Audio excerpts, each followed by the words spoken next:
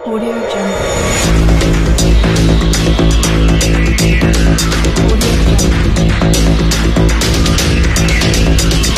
नमस्कार दोस्तों, maximum academy maths classes में मैं कैलाश सेन आप सभी का स्वागत करता हूं। आप सभी को पता है कि कोविड-19 के कारण हमारे स्कूल और कॉलेज अभी फिलहाल बंद है।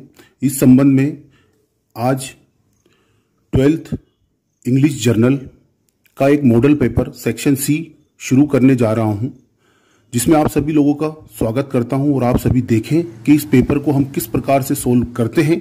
जैसा कि पहला जो सेक्शन सी क्वेश्चन नंबर है वो आप देखें, फिलिंग द ब्लैंक्स का है। इसमें लिखा हुआ है first question, he did not give me filling the blanks money. इसमें लिखा है कि he did not give me filling the blanks money. बहुत से स्टूडेंट्स को यह समस्या होती है कि हमें इंग्लिश पढ़ना नहीं आता है, वो बहुत तरीके से करने की कोशिश करते हैं लेकिन गलत करते हैं। लेकिन यहां पर मैं कुछ कीवर्ड्स आपको यहां बताने जा रहा हूं कि इनको क्वेश्चंस को सोल्व कैसे किया जाए ताकि हमारी इंग्लिश भी आसान बन जाए। जैसे यहां पर जो मैंने क्वेश्चन पढ़ा है एक बार वापस रिपीट करता हूं। Question number first, he did not give me filling the blanks money. अब यहां पर फर्स्ट ऑप्शन है मैनी, सेकंड ऑप्शन है अ फ्यू, थर्ड ऑप्शन है एनी, देन फोर्थ ऑप्शन है सम। अब यहां पर मित्रों हमें एक कीवर्ड्स पकड़ना रहता है।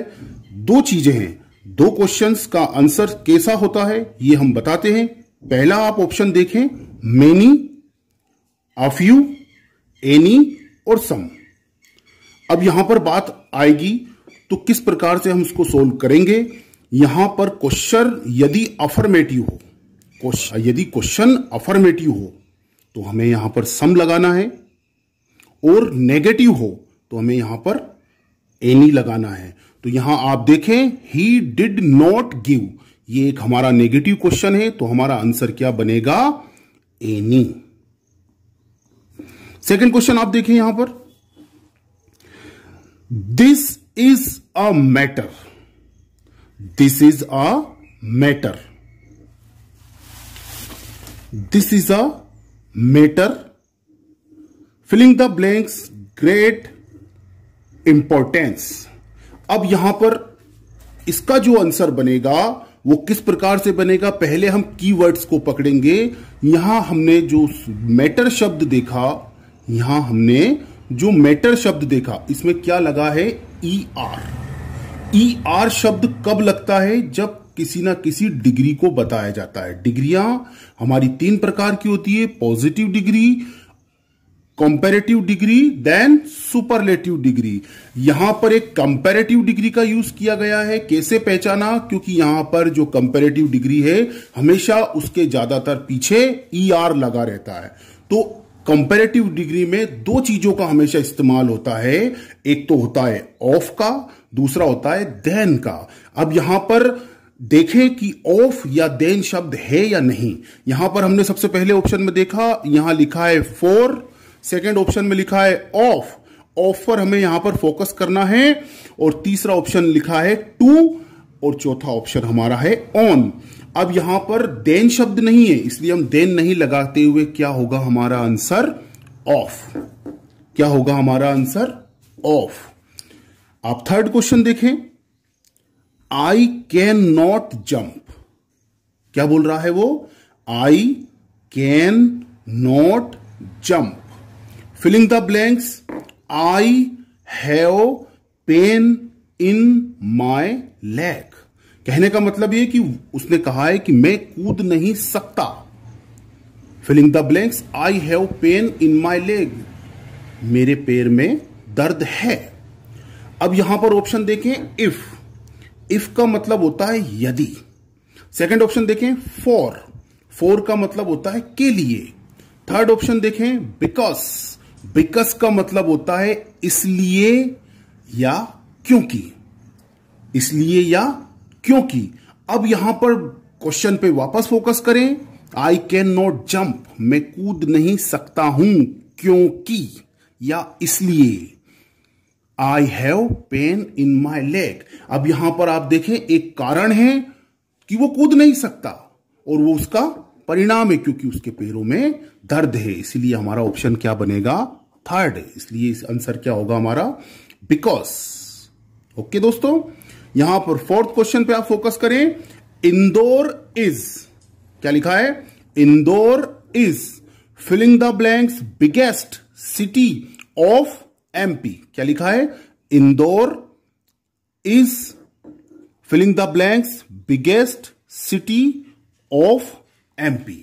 अब यहां पर जैसा कि मैंने सेकंड क्वेश्चन में आपको बताया था कि डिग्रियां हमारी 3 प्रकार की होती हैं। अब यहां पर जो डिग्री का इस्तेमाल किया गया है वो है सुपरलेटिव डिग्री। अब कैसे हमें पता चला कि ये सुपरलेटिव डिग्री ही है? अब यहां पर आप देखें, फिलिंग द ब्लैंक्स के बाद जो EST लगा हुआ है, क्या लगा हुआ है? EST लगा हुआ है।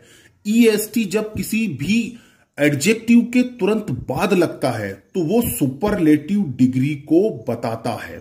अब बहुत से एडजेक्टिव्स ऐसे होते हैं जिसमें उसके पहले मोस्ट लगेगा, तो वो किसको बताएगा? सुपरलेटिव डिग्री को। इसका मीनिंग होता है कि जब कोई एक चीज सभी में बहुत महान होती हो, अच्छी होती हो, तो उसे हम सुपरलेटिव डिग्री मानते हैं। और सुपरलेटिव डिग्री मानते हैं तो हमेशा हमेशा हम द का ही प्रयोग करेंगे। ठीक है, तो इसलिए हमारा आंसर बना सी, द इसका आंसर होगा। अब यहां पर क्वेश्चन नंबर 5 पर आप देखें, वर्क हार्ड, क्या लिखा हुआ है? Work hard list you feeling the blanks fail. क्या लिखा हुआ है? Work hard list you feeling the blanks fail. अब यहां पर आप फोकस करें लिस्ट शब्द। पहले आप ऑप्शन देखें, पहला है हमारा कुड, सेकंड ऑप्शन है यहां पर वुड, थर्ड ऑप्शन है मस्ट, और यहां पर डी ऑप्शन जो हमारा लास्ट ऑप्शन है वो है शुड। अब यहां पर कुड कैन की पास्ट फॉर्म है, जिसका हिंदी अर्थ होता है सकता था, सकती थी, सकते थे।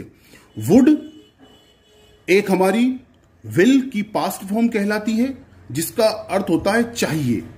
मस्ट एक अनिवार्य कर्तव्य को बताने के लिए किया जाता है, लेकिन यहां पर शुड एक हमेशा जो नॉर्मल कर्तव्य होते हैं उनको बताने के लिए किया जाता है। जैसे कि हमारे पेरेंट्स, टीचर हमें समझाते हैं कि तुम्हें यह काम नहीं करना चाहिए या तुम्हें यह नहीं करना चाहिए, तो हम हमेशा उस सजेशन फॉर्म के लिए शुड का प्रयोग करते हैं। और दूसरा कीवर्ड्स हमें यह पता करना है कि ये जो शब्द है LEST, लिस्ट, इसका हम जब भी ये शब्द आएगा तो इसके साथ हमेशा मॉडल शुड का ही प्रयोग होगा, इसके अलावा किसी अन्य मॉडल का यूज नहीं होगा। इसलिए हमारा आंसर क्या बना?